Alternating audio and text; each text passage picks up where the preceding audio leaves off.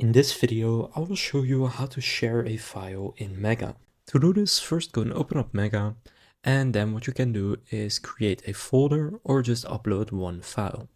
So simply choose a file that you want to upload, and then wait for it to upload.